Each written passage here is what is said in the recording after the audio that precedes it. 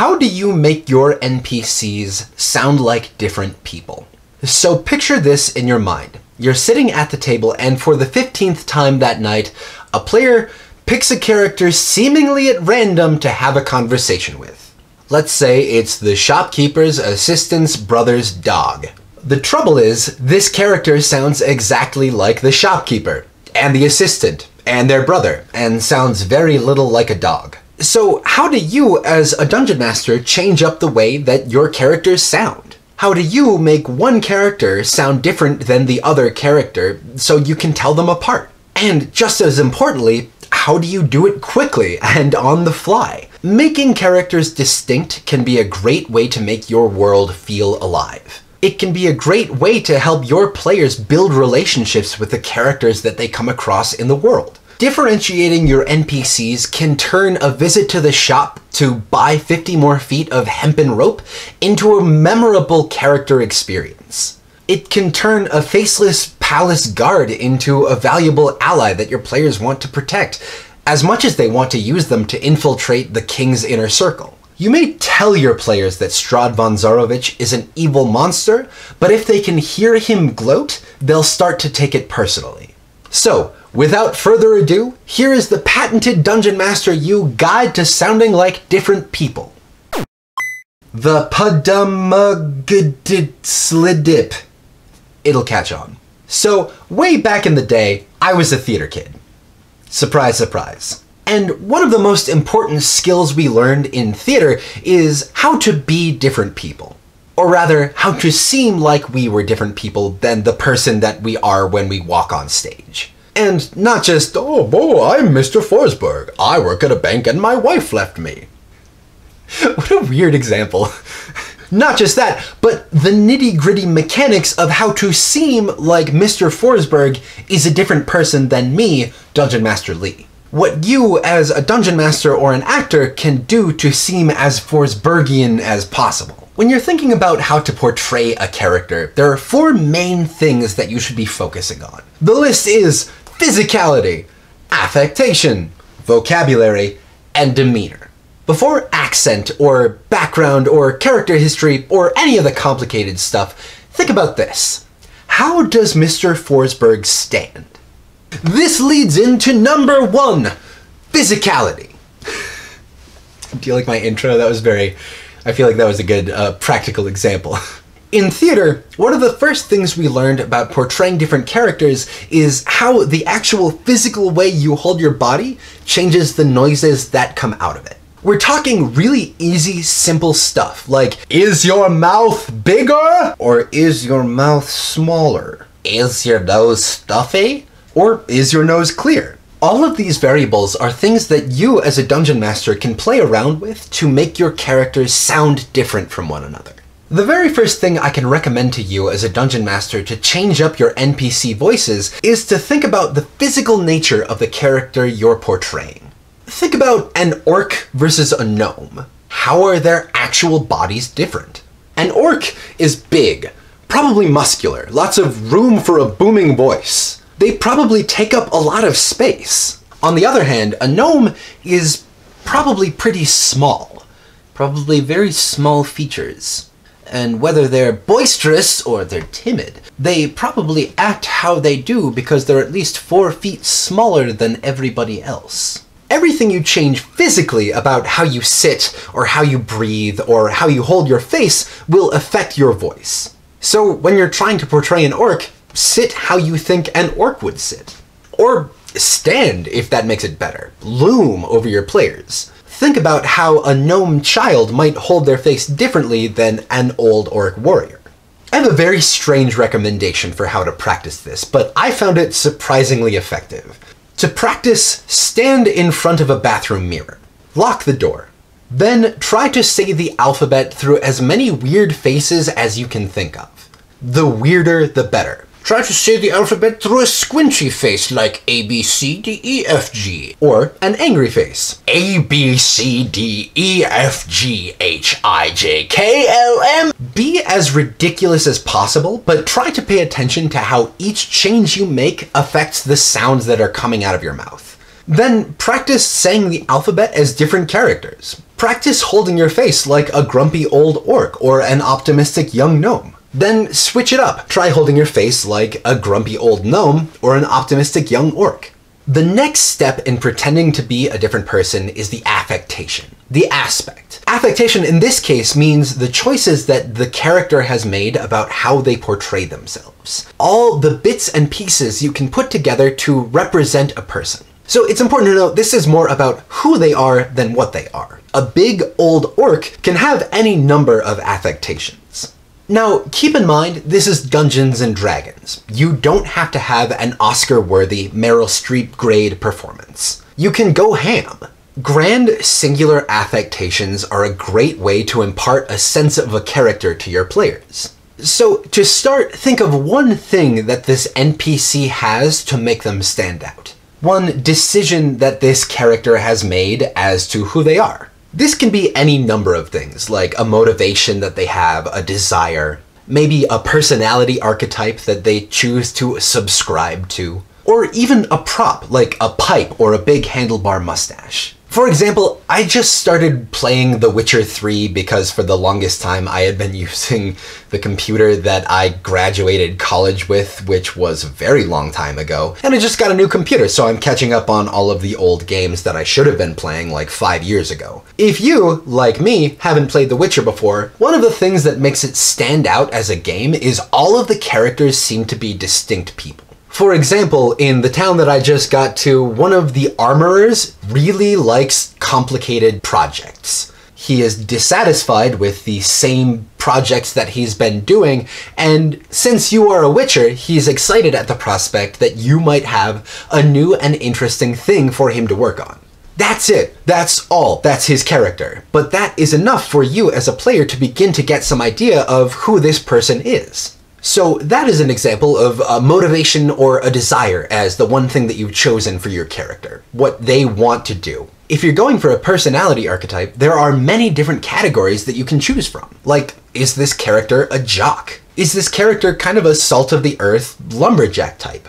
Or maybe is this character a foppish noble type? You see how this can combine with the physical nature of the character to make really distinct NPCs, like, for example, a foppish old noble who happens to be an old orc warrior. The goal of coming up with this affectation is to give your player characters some basis of interaction for this NPC. You're coming up with cues they can pick up on and play against.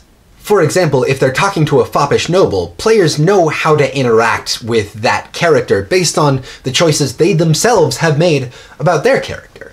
And to begin with, don't be afraid to take characters that you are familiar with from properties that you like. Transposed into a new setting, these characters don't seem as familiar, and they can be a great way to start a new NPC that your player characters already understand how to interact with, and you yourself understand how to portray. Number 3 on the list is vocabulary. The words that we use to communicate help establish a picture of our character in the minds of whoever we're speaking to. Whomever? The words we use help tell the person we're speaking with who we are. There may be this whole inner life beneath the words that we use, but the words are what we see. Vocabulary in this case means a toolbox of the words and ideas that this NPC has to interact with the world. So, what type of words does your NPC use? Do they hold forth with lugubrious elocution dripping with eloquence and rhetorical finery, or do they don't talk so good? Your NPC's vocabulary can be a sign of their job and education and their social standing, as well as the type of person that your NPC is. Who they think they are, what techniques they'll use. Vocabulary gives your players the actual information for the context of their interaction with the NPC. And you don't have to get super specific. I'm talking about having some idea of the things that this character might say, the categories of language that they might use. So, for example, a noble might speak with all the eloquence and dry wit that is befitting their station, whereas a folk healer might speak in simple one-word sentences. Yeah, nope, uh-huh. Or they might use folk sayings like, "Don't set down a salt lick and tell me you ain't got cows." All you have to do is have some idea in your mind as to the category of thing they'll say. And I mess this up all the time. As a dungeon master and as a person, I learned to speak by reading books way above my grade level, so I use words that I think everybody might know, like lugubrious. What I'm trying to say is, don't worry about getting it right every time, just aim for it and see what you come up with. Number 4 on this long and arduous list, that's another word. Arduous. I'm sorry. I don't know like real people words. Number 4 on the list is demeanor. A demeanor in this case is the emotional tone of the character that you are portraying. It's their stance in relation to the player characters or the situation at hand. To put it more plainly, the demeanor of an NPC is how they're feeling today. Depending on your NPC's vibe, a player character can pick up any number of important cues from them. What's important for you as the dungeon master to decide is what that tone is going to be. Is your NPC going to be friendly? Are they going to be hostile? Are they going to be a little too friendly so you think probably they're actually hostile? Are they going to be aloof? Are they going to be cold? Do they care about adventurers coming into wherever it is they're coming into? Or do they not want them there? How are they approaching the encounter with the party? What emotional point do they begin the encounter from? So, for example, the prison guard is not happy to see a bunch of scruffy-looking adventurers come through and demand that they release their friend. Or the noble who is trying to get free work out of the adventurers is super happy to see them and will give them anything they want, within reason, as long as it's not too expensive. It's hard to define this because it literally is just the mood that the NPC has. But it is very important to make a decision on what this mood is because many social encounters rely on changing or moving this mood around. A lot of social encounters use a shift in demeanor to establish progress. So, for example, hostile to neutral or neutral to friendly. Fiery and aggro to resigned and defeated. Likewise, demeanor isn't just the stance of the NPC, but the reactions that the NPC will have to the player's actions. So, how do you cultivate this mood or this demeanor? How do you make someone seem sad or angry or happy to see the player characters? This is, okay, I'm sorry, my freshman year acting professor. This is going to be a horrible massacre of the definition, but one technique that actors use to portray different moods and emotions is called method acting. This is not that, so don't worry, every educator I have ever had. But okay, this is a very truncated way of, God, that's another word, truncated. This is a very shortened way of defining method acting. So when you are a dungeon master trying to portray an emotion to your player characters, think of something that makes you feel how you want the NPC to feel about the player characters. So, for example, if you want this NPC to feel aggravated that the player characters are taking up their time, you know, kind of mean but not outright hostile, think of maybe you're in the grocery store. You're hungover and you want a box of Lucky Charms. Ahead of you in line is an elderly person who is counting out the change in dimes and nickels. They have 3 expired coupons and they want to see the manager to explain why these coupons are still usable. Now, hold that thought in your mind and be the NPC talking to your player characters. Doesn't that just set you on edge a little bit? Doesn't that just make you want to be really gross and passive-aggressive to the player characters? Doesn't that make you want to roll your eyes and just say, "Oh, come on"? That's method acting. And I'm not joking. That's actually, I said this is a bad definition, but the more I think about it, that's actually kind of what you should be doing when you're method acting. So that's how you should cultivate an emotion to portray to your player characters. Think of something that makes you feel that way, and then behave as though that is happening to you. So that's the list. Those are the 4 things that you as a dungeon master should keep in mind to differentiate your non-player characters. All you have to do is make a decision about these 4 things and then stick with that decision throughout the interaction. If it's a long-term character, keep these choices consistent throughout all of the interactions that your player characters have with them, and bam, you have a distinct, memorable non-player character. You can take notes on these NPCs, but you don't have to go too complicated with them. Just 1 or 2 word answers to keep it consistent from interaction to interaction. So let's just go ahead and make a really quick NPC. First, choose a physicality. We're going with Old Orc Warrior. Next, choose an affectation. We're going with a gentleman and a noble. Next up, choose a vocabulary. This NPC is a former adventurer, lived a martial life, so they are unadorned. Their vocab is unadorned, they're honest, and they're straight to the point. Finally, what is their demeanor? They're happy to help. This old orc is a former retired adventurer, and they just want to be part of the fun again. Relive their glory days. And right there, that's a distinct character. That is a character that will stand out from the shopkeeper, who is a hoity-toity dwarf who really likes flowers but has a backbone of steel. And again, it doesn't have to be complicated. It can be really quick and easy and just 1-word answers to all of these questions. All you as a dungeon master have to do is make a decision. So, that would be the end of the episode, but I don't think any episode on making different characters is going to be complete without a footnote on accents. I have very strong feelings on accents, and I'm gonna try and rein them in a little bit to make it a little less aggro. But here's my spiel. You know, I'm just gonna read this out because I have this paragraph written and it kind of like gets to the point of what I'm trying to say without me rambling too much, which is what I often do. So here it is. When we use accents, we're using them as shorthand. A quick and dirty shortcut to impart information to our players in the form of a caricature based on our assumed cultural bias, which is to say, our assumptions about the cultural biases of our audience, our players. We use accents to quickly establish a stereotype of a person, which is the opposite of making a distinct character.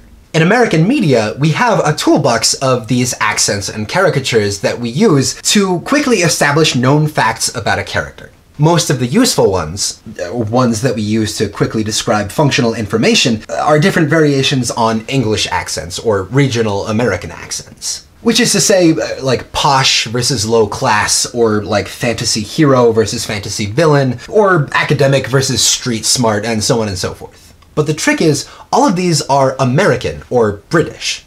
So, for example, in the animated Aladdin, Jafar doesn't sound like he's from Saudi Arabia, he sounds like he's from the upper-class British aristocracy. Likewise, Aladdin, in the same movie, doesn't sound like he's from Saudi Arabia, he sounds like he's from a suburb in California. Both of these accents give the audience information, but neither of the accents used would be accurate to the region as it would be realistically portrayed. Typically, when you use an accent, you're trying to establish a quick and dirty summary of a character by second-guessing your audience. By trying to use your assumptions of what they would assume of people to give really quick character information. You're relying on caricature to build character, and those two things are mutually exclusive. If you're using caricature or stereotype to build a person, you're doing it wrong.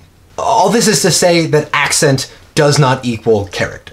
I would encourage you, therefore, to avoid using accents unless you have first-hand experience of the culture you're trying to imitate. That is to say, unless you hear these accents coming from your family when you go home for the holidays, you might want to reconsider using them. At best, you'll probably sound like Hank Azaria. The other side of that coin is, if your party goes somewhere where they happen to be a cultural minority, say like in a Moroccan setting, instead of trying to make everyone sound Moroccan, I would just recommend using your accent and using the things I spoke about earlier to differentiate your characters in that way. Honestly, that will be more effective in differentiating your characters than an accent you may or may not know how to use appropriately will. If you know how to use these accents, awesome! They can be really fun, but if you don't, I'd say don't worry about it. Accents are more the icing on the cake, or the cherry on top, than they are the actual effective tools to use in differentiating your NPCs. And if you misuse accents, you run the risk of confusing your player characters, or, making them uncomfortable. So, okay, serious business over. Use accents if you want and you know how, and don't if you don't feel like you have a full grasp on it, and don't feel like you have to use them either. So, okay, we have our list of things to use to differentiate your NPCs from one another, but I like to wrap up all these videos with kind of a conclusion, like a summary. What I, as a dungeon master, want to get across to you, as a dungeon master, as to why we're doing this. So why go through all the trouble of differentiating your NPCs? Why would you go through the trouble of establishing their demeanor and their affectation and their vocab and all that stuff? It's because a world doesn't seem complete unless there are people in it. And people don't seem complete unless you can see who they are behind the artifice. The goal here is to make your NPCs seem like more than a stat block, or more than a piece on a game board. In doing so, you make your NPCs feel as alive as your player characters are to them. You make your game feel so much more like a world full of people, and you make the world in your players' minds feel like it has come alive. Once again, this is Dungeon Master Lee welcoming you to another episode of Dungeon Master U, where you are the Dungeon Master. As always, feel free to get in touch with me at Twitter, at my username that I can never remember, or in the comments below. I love talking about this stuff, and I love hearing what you have to say.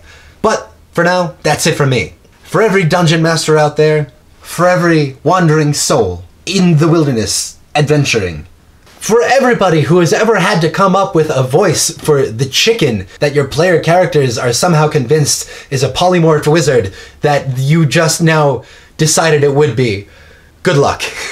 You got this.